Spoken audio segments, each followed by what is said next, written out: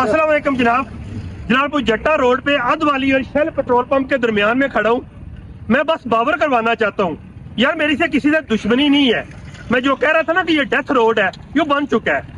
ये देखें, ये शेल पंप से पहले एक पुल आता है कि जो नई रोड बनी है, नई रोड का जनाब इस साइड पे जाए तो 10 फीट और इस साइड पे 14 फीट ये बाहर की तरफ निकली हुई है। एक हम बाइक वाले आ रहे थे स्पीड से, वो तो अपनी रूटीन पे जा रहा था कि हाँ भाई ये जो रोड है बाइक से गुजर जाएगा, ये सब टकराया है और वो देखे जख्मी है।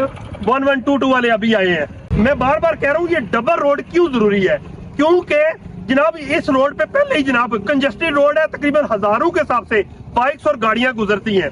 यूनिवर्सिटी की हिसाब ला लें कि 100 के करीब बस रोजाना से 3 दफा इधर से गुजरती है। ये देखें, बाइक अपनी रूटीन से आ रही थी, अगर गाड़ी होती, गाड़ी का भी ऐसे ही होना है।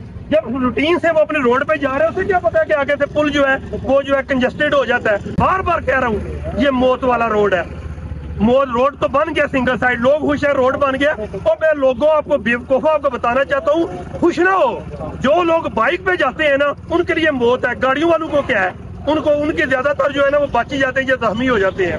जब तक ये रोड मुकम्मल नहीं ना होगा, ये रोड खतरनाक तरीन हो चुका है। बस यही कहूंगा सियासतदानों से कि होश के नाहन लो और दिनों में शुरू करो। ये देखिए आपके सामने एक्सीडेंट हुआ, 112 वाला उसे डील कर रहा है।